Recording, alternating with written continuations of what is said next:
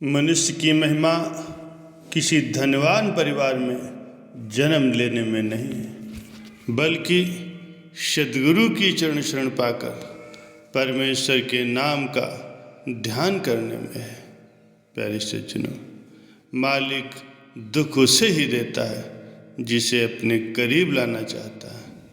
प्रभु, ये दुख भी तेरी कृपा है जो मुझे तेरी याद दिलाते हैं। एक अपाहिज आदमी सोचता है कि ऐ मेरे मालिक, अगर मैं चल सकता होता तो हर रोज़ तेरे दर पर आता, लेकिन हकीकत तो ये है, अगर वो ठीक से चल लेता तो वो कभी भी मालिक के बारे में सोचता भी नहीं, उसे कभी याद नहीं करता। जब हम सुखी थे तो संसार के सुखों में ही व्यस्त रहते थे। एक बार अपने अंदर झांक करके देखो, आपने पहले कभी भी मालिक को इतनी शिद्दत से याद किया है जितना आप आज इन दुखों के क्षणों में मालिक को याद कर रहे हो। ये दुख दर्द भी ये मालिक की कृपा है, क्योंकि ये हमें मालिक से जोड़ते हैं। दुख दारू सुख रोग भया, जा सुख ताम न होई। दुख असल मायनों में दवा है, और दवा तो कड़वी ही होती है, पर ठीक होने के लिए दवा तो पीनी ही पड़ेगी। मालिक तक पहुंचने के लिए दुख तो सहना ही होगा। प्यारे सज्जनों, हकीकत तो यह है कि यदि पानी के बगैर सागर में डूबा नहीं जा सकता, तो पानी के बगैर सागर को पार भी नहीं किया जा सकता। उसी तरह संसार दुखों से भरा हुआ है, और ये करने का मार्ग है। खाली बात करने से कुछ नहीं होने वाला, क्योंकि ये करने का मार्ग है। भजन सिमरन ज़्यादा से ज़्यादा करना पड़ेगा, तभी मालिक की प्रसन्नता प्राप्त होगी। गुरबाणी में भी वर्णन आया है कि नानक केवल नाम आधारा, सिमरि सिमरि नर उतरहि पारा। प्यारे सज्जनों, इंसान मन और माया की बड़ाई के चक्कर में गुरु का दिया हुआ सारा ज्ञान भूल जाता है। एक सूफी फ़कीर थे, शेख फरीद साहब जी। उनकी प्रार्थना में एक बात हमेशा हुआ करती थी। उनके शिष्य उनसे पूछने लगे कि स्वामी जी, ये बात हमारी समझ में नहीं आती। हम भी प्रार्थना करते हैं और औरों को भी हमने प्रार्थना करते देखा, लेकिन ये बात हमें कभी समझ में नहीं आई कि आप रोज़ रोज़ ये क्या कहते हो कि हे प्रभु, थोड़ा थोड़ा दुख मुझे हर रोज़ देते रहना। ये भी कोई प्रार्थना है?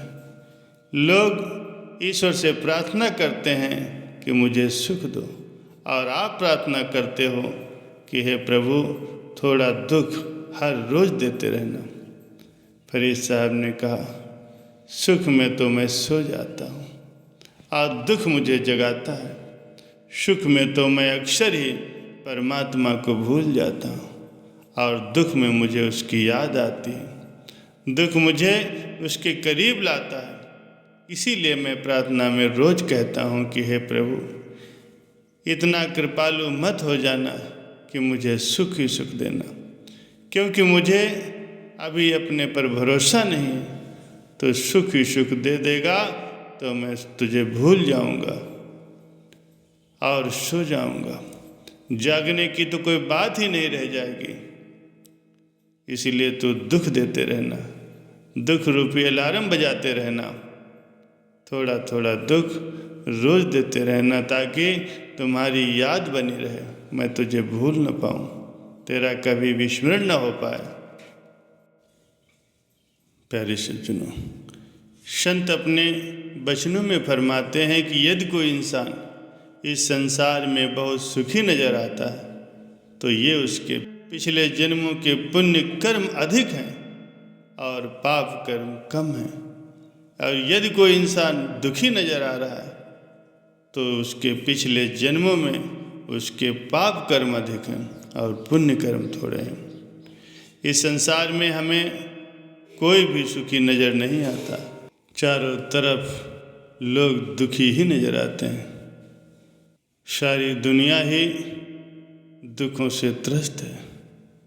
किसी को भरपेट खाना नहीं मिलता, कोई बेरोजगार है, कोई बीमारी के हाथों तंग है, किसी को कर्जा चुकाना है, किसी को कोई दुख है। कहने का तात्पर्य यही है कि जहाँ देखो वहाँ दुख ही दुख नजर आता है। इंसान का सबसे बड़ा दुख क्या है? बाप के कंधे पर बेटे का जनाजा। क्या इससे भी बड़ा कोई दुख है? लेकिन ये तो दुनियावी दुख है। जब हम संत मत की दृष्टिकोण से देखते हैं तो सबसे बड़ा दुख है बार बार जन्म लेना और बार बार मरना।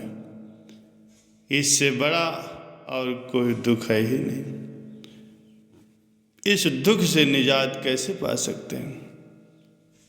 परम संत श्री कबीर साहब जी फरमाते हैं कि अब की बार बख्श बंदे को बहुरी भव जल फेरा। हम प्रार्थना करते हैं कि हे परमात्मा, इस बार हमें बख्श ले। अब हम में वो ताकत नहीं है बार बार जन्म लेने की, बार बार मरने की। इसलिए हे परमात्मा, मुझे बख्श ले। इस जन्म मरण के झंझट से मुझे मुक्त कर। फरीद साहब जी फरमाते हैं कि मैं तो समझता था कि मैं ही दुखी हूँ, लेकिन ऊपर की मंजिलों में चढ़ करके देखा तो सारी दुनिया मुझसे भी ज़्यादा दुखी है। अब सवाल ये उत्पन्न होता है कि सुखी कौन है? हम सुखी किसे कहें? हमें संसार में कोई दुखी नहीं कर सकता। अगर दुखी करती हैं तो हमारी इच्छाएं, हमारी तृष्णाएं। जो एक अगर पूरी होती है तो 10 और तैयार हो जाती हैं। गुरबाणी में वर्णन आया है, तुध बिन होर किछ मांगना, शर दुख देता दुख, देही नाम संतोखिया, उतरे मन की भूख। हे परमात्मा, अगर हम आपसे आपके अलावा कुछ और मांगते हैं तो फिर दुख मांगने में ही लगे हुए। हमें आप अपना नाम बख्शो, अपना प्रेम बख्शो, ताकि हमारी मन की सभी इच्छाएं, सभी तृष्णाएं खत्म हो जाएं, हमें संतोष आ जाए। जिस इंसान के अंदर संतोष आ गया, फिर उसका लोक और परलोक दोनों संवर जाते हैं। उसे कोई दुखी नहीं कर सकता, उससे ज़्यादा कोई सुखी नहीं हो सकता। उसके लिए दुख और सुख समान हो जाते हैं। उस सहज अवस्था को वो प्राप्त कर लेता है जिसमें सुख और दुख कुछ होते ही नहीं। जिस इंसान ने नाम का आश्रय ले लिया है, जिसने नाम को आधार बना लिया है, वही संसार में सबसे अधिक सुखी है। नानक दुखिया सब संसार, सो सुखिया जो नाम आधार।